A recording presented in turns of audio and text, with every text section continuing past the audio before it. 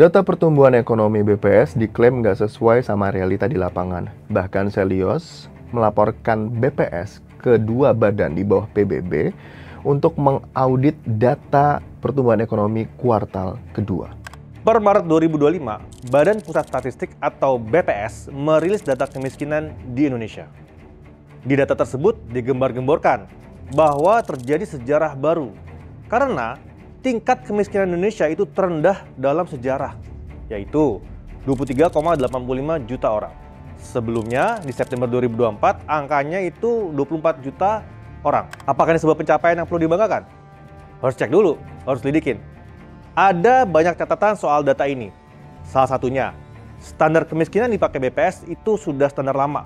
Mereka memakai pengeluaran per kapita per hari hanya 20.305. Baru dikategorikan sebagai orang miskin. Padahal angka ini sudah 27 tahun tidak diperbaharui.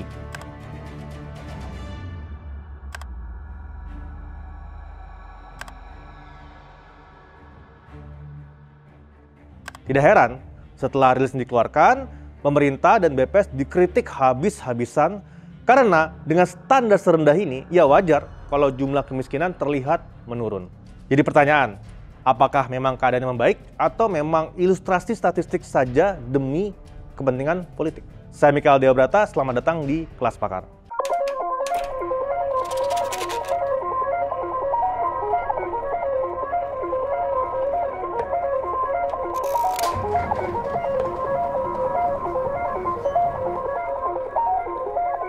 Data kemiskinan, angka inflasi, data pertumbuhan ekonomi, semua ini tentu tidak sekedar angka. Data bisa digunakan sebagai simbol legitimasi kekuasaan. Angka memang jadikan patokan untuk melihat sebuah pencapaian. Jika angka kemiskinan rendah sebagai contoh, berarti pemerintah sanggup menekan jumlah orang miskin. Dengan parameter ini, pemerintah bisa show off kalau mereka punya kredibilitas, mampu menjalankan tugasnya dengan baik. Maka dari itu, bisa dianggap mereka punya peningkatan terhadap legitimasi politiknya. Cuma, kadang kan demi menunjukkan angka itu, kita bertanya-tanya, sebenarnya angka tersebut valid atau tidak sih? Apakah itu dipuntir-puntir? Apakah dicocok-cocokin? Apakah dibikin sesuai dengan narasi mereka? Itu sebuah pertanyaan besarnya. Nah, ini adalah kebiasaan lama yang sudah lama dilakukan oleh berbagai pemerintahan di dunia.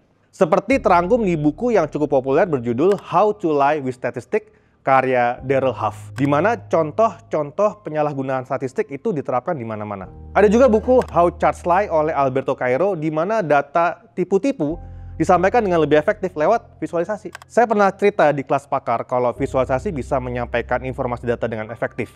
Maka kalau niatnya misleading atau menyesatkan, ya penyesatannya makin efektif kalau pakai visualisasi. I know there are some out there who still think, well, RFK's weird about vaccines, but he knows a lot about health-related issues. But you would be surprised by just how wildly wrong he can be when he is spouting alarming, official-sounding statistics. We are 4.2% of the world's population. We buy 70% of the pharmaceutical drugs on Earth. 15% of American youth are now on Adderall or some other ADHD medication. When I was a kid, I always say this, a typical pediatrician would see one case of diabetes in his lifetime. Today, it's 1 out of every 3 kids who walks through his office door. 20 years ago, there was no diabetes in China. Today, 50% of the population is diabetic.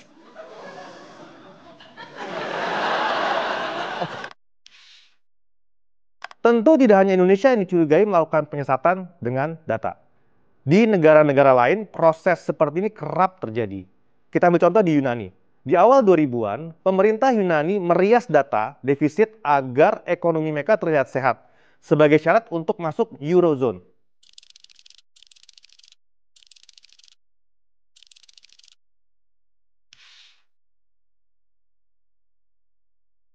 Dan di tahun 2004, hal ini diakui oleh menteri mereka sendiri, Menteri Keuangan, yaitu George Alogoskofis, yang bilang bahwa data itu dibuat-buat.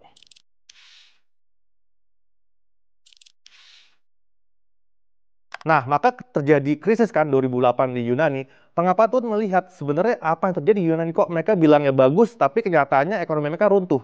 Mobs of angry Athenians had been protesting against their government's economic collapse. Itu di awal 2000-an. Di Amerika Serikat, yang katanya terdepan soal teknologi dan ilmu pengetahuan, rusuh soal data. Di Agustus 2025, laporan terbaru menunjukkan kalau hanya ada 22.000 pekerjaan baru di Amerika. Dan tingkat pengangguran naik ke 4,3%. Angka ini jelas memperlihatkan kondisi tenaga kerja di Amerika sedang rapuh. Tapi, bukannya mencari solusi, Trump menuduh data ini itu lagi diacak-acak. He accuses her without evidence of worsening the previous jobs numbers for political reason. Yang dilakukan Trump berikutnya ya dipecat kepala biro statistiknya. Jadi memang agak ironi gitu. Bukannya memperbaiki situasi, tapi malah memecat kepala biro statistik tenaga kerja. Tentu tindakan ini memicu kritik. Ketika suatu lembaga tidak bisa memberitakan informasi data yang sesuai dengan narasi pemerintah, malah keberadaannya diganggu. Pemerintahan Donald Trump memang suka menggunakan data sebagai propaganda tanpa memperhatikan validitas. Baru-baru ini lewat akun media sosial resmi White House, Donald Trump bilang kalau dia berhasil menghentikan 7 perang di luar negeri. I ended 7 wars, and in all cases they were raging with countless thousands of people being killed. Padahal faktanya, konflik-konflik masih banyak berlangsung. Ataupun kalaupun berhenti, bukan semata karena andil Amerika Serikat.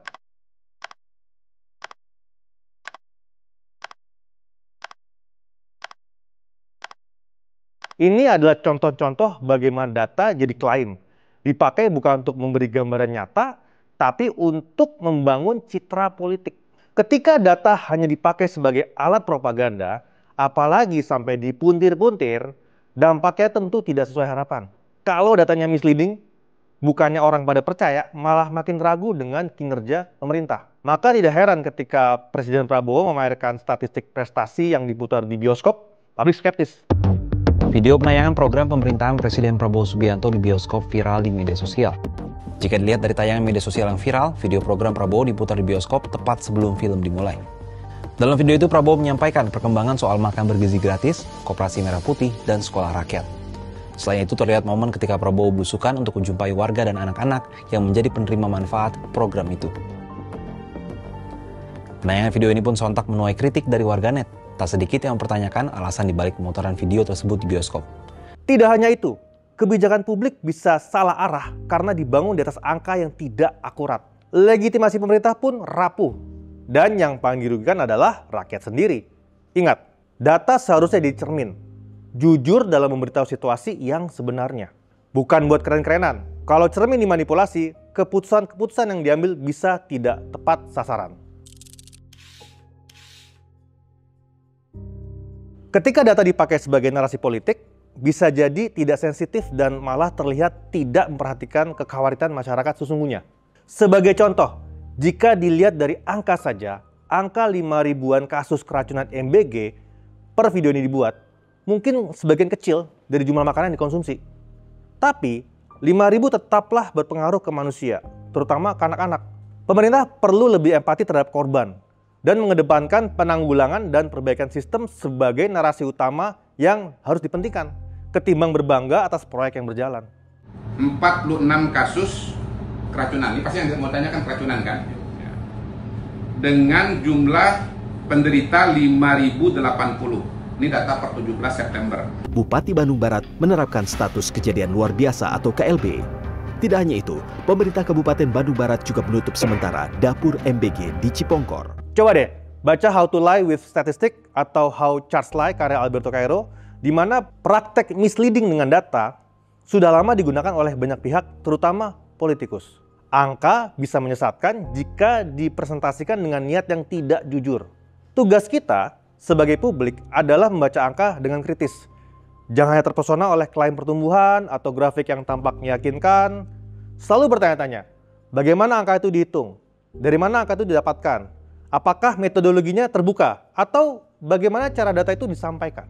Karena kalau kita tidak kritis, data akan terus dipakai sebagai senjata politik. Dan apa yang harus disampaikan dari data, yaitu kebenaran, akan terkubur di balik angka yang manipulatif.